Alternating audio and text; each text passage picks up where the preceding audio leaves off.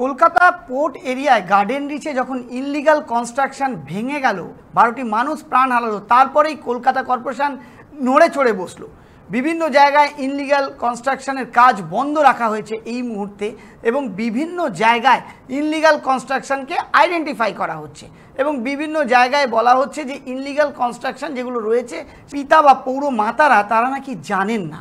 আসুন আজকে আপনাদের একটা প্রতিবেদন আমরা আপনাদেরকে দেখাতে চাই যে যে কথা বলছে শাসক দল, যে আমরা জানি না, আমাদের চোখের সামনে এইভাবে ইললিগাল কনস্ট্রাকশন কিভাবে হয়ে যাচ্ছে, সেই জন্য আজকে আমরা আপনাদেরকে একটি প্রতিবেদন দেখাতে চাই।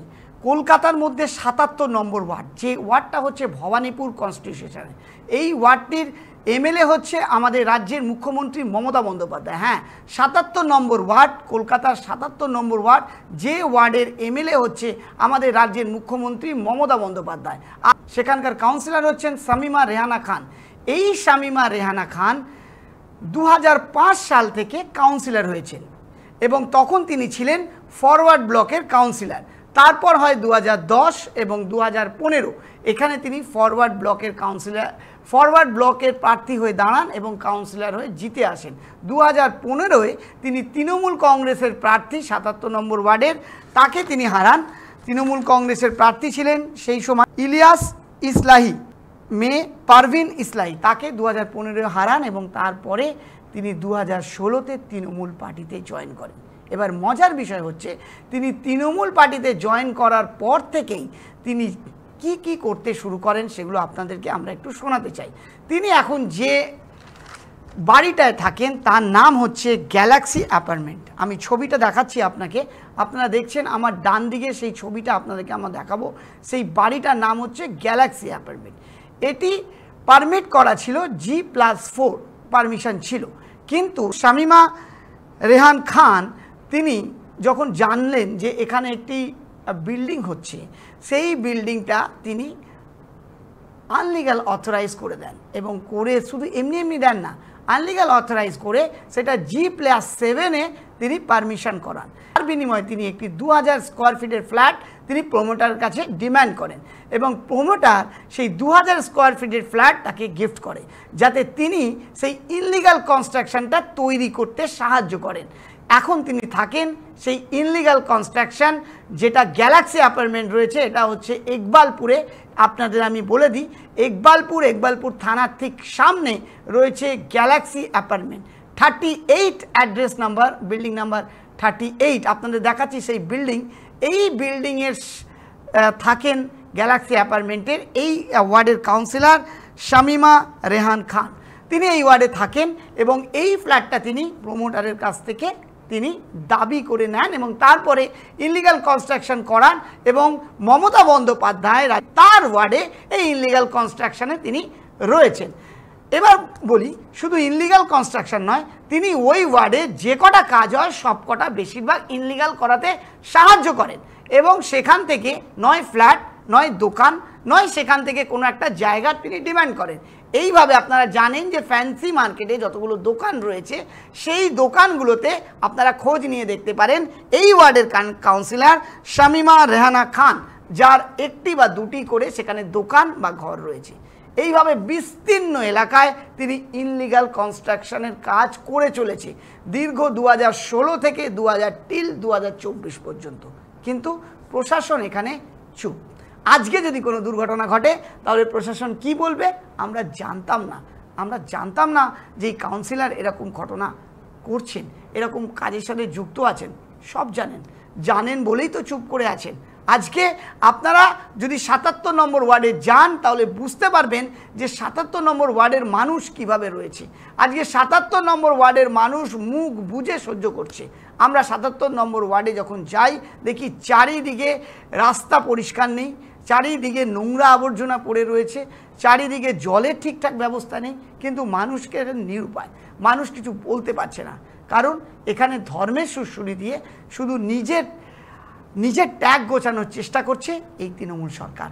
আজকে বলুন, যেখানে রাজ্যের মুখ্যমন্ত্রী মমতা বন্দ্যোপাধ্যায় সেই ওয়ার্ড 77 নম্বর, সেই ওয়ার্ডের কাউন্সিলর দীর্ঘদিন ধরে এরকমভাবে ইললিগাল কনস্ট্রাকশন করে যাচ্ছেন, তিনি সেই কনস্ট্রাকশনগুলো নিজের নামে করে নিচ্ছেন, কিন্তু সরকার এখানে চুপ রয়েছে, কিছু বলছে না, এবং তিনিও একেবারে সরকারের থেকে তিনি এইরকমভাবে কাজ করে যাচ্ছেন।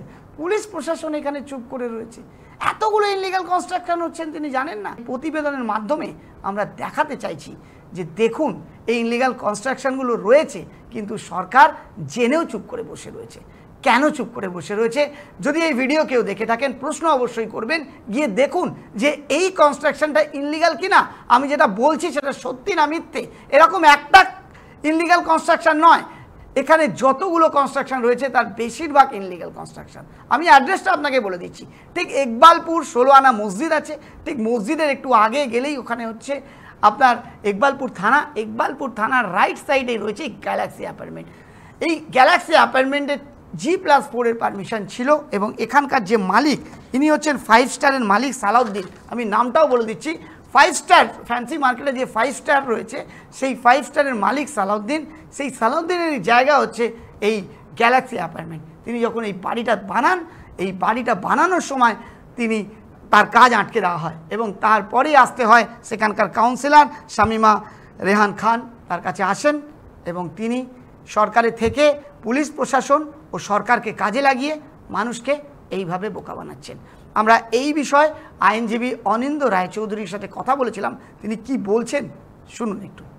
দেখুন, একটা কথা আপনাকে পরিষ্কার বলি যে আজকে ইললিগাল কনস্ট্রাকশনের প্রমোশন যেভাবে হয়েছে ববি হাকিম তার তত্ত্বাবধান করেছে এবং সেখানকার লোকাল পুলিশ স্টেশন যেগুলো গার্ডেন রিজ, ওয়াটগঞ্জ, সাউথপোর্ট, নর্থপোর্ট পুলিশ স্টেশন তার মধ্যে সম্পূর্ণরূপে জড়িত আছে।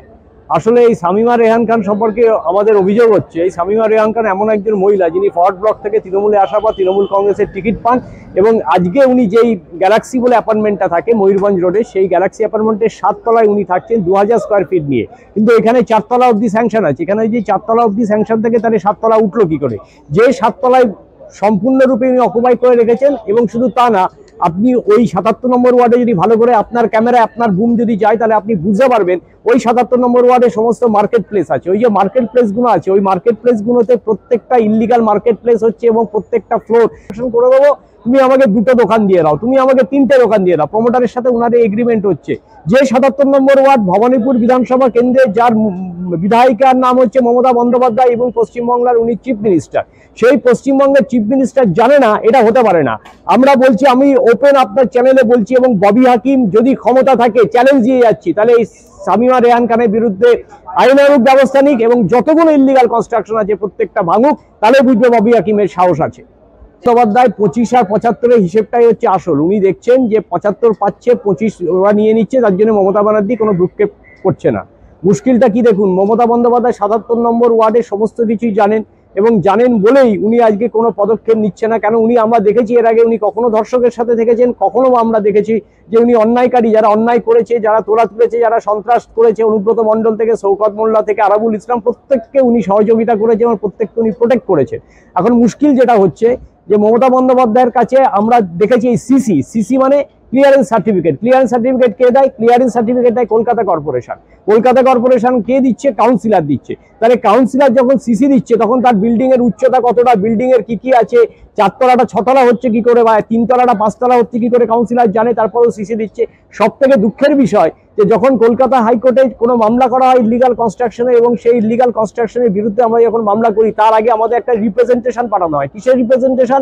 15 দিনে চিঠি দেওয়া হয়। কিসের চিঠি না? বিভিন্ন কাউন্সিলরকে চিঠি দেওয়া হয়, এমএলএ কে চিঠি দেওয়া হয়, যারা এক্সিকিউটিভ ইঞ্জিনিয়ার আছে প্রত্যেককে চিঠি দিয়ে আমাদের বলা হয় যে আপনি এখানে ইলিগাল কনস্ট্রাকশন হচ্ছে, ইলিগাল কনস্ট্রাকশন ভাঙার ব্যবস্থা করুন 15 দিনের মধ্যে, না হলে আমরা কলকাতা হাইকোর্টে মামলা করব। কিন্তু আমরা কি দেখি? আমরা দেখি যে সেই ভাঙা হয় না 15 দিনের মধ্যে, উল্টে কলকাতা হাইকোর্টে আমাদের মামলা করতে হয়। মামলা হওয়ার পর অর্ডার হচ্ছে, সেই অর্ডারটাও আমাদেরকে দেখছি না এক্সিকিউট করছে। তখন কাউন্সিলরের কাছে যখন অর্ডার যাচ্ছে তখন কাউন্সিলর সেটাকে ডিলে করছে। আসলে কলকাতা হাইকোর্টে অর্ডারকে ওরা মান্যতা দেয় না। তারপরে আমাদেরকে আবার কন্টেম্প্ট অফ কোর্ট করতে হয়। কন্টেম্প্ট অফ কোর্ট করার পর তারপরে ভাঙার কথা হয়। এবং সেই লিগাল কনস্ট্রাকশনে যখন কলকাতা কর্পোরেশনের লোকেরা ভাঙতে যাচ্ছে তখন তাদের বিরুদ্ধে কলকাতা কর্পোরেশনের মেয়র পরিষদ থেকে শুরু করে মেয়ররা লোকজন নিয়ে সেই ইলিগাল কনস্ট্রাকশন আটকে দিচ্ছে।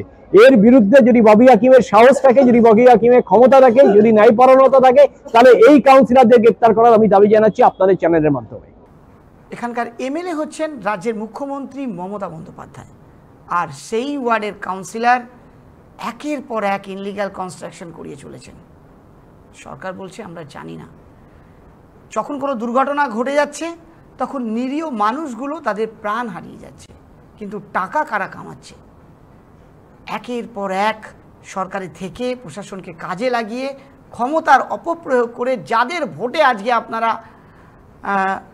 নির্বাচিত হচ্ছেন, সেই মানুষগুলোকে ধোঁকা দিচ্ছেন, সেই মানুষগুলোকে শোষণ করে আজকে নিজের ভোট ব্যাঙ্কগুলোকে কালেক্ট করে নিয়ে নিজের পুঁজিপতি হয়ে নিজের পয়সা, নিজের সম্পত্তি বৃদ্ধি করছেন।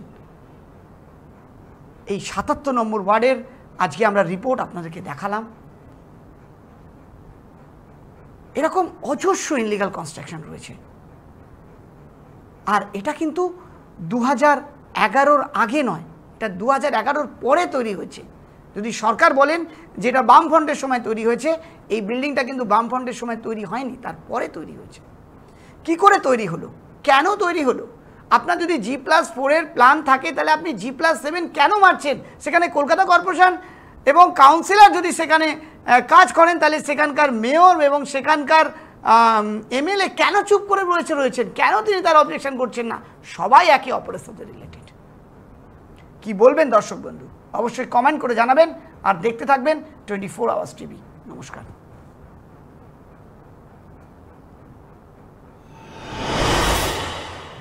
আচ্ছা, যখন ও আমাকে দেখাতে বলিনি, ওই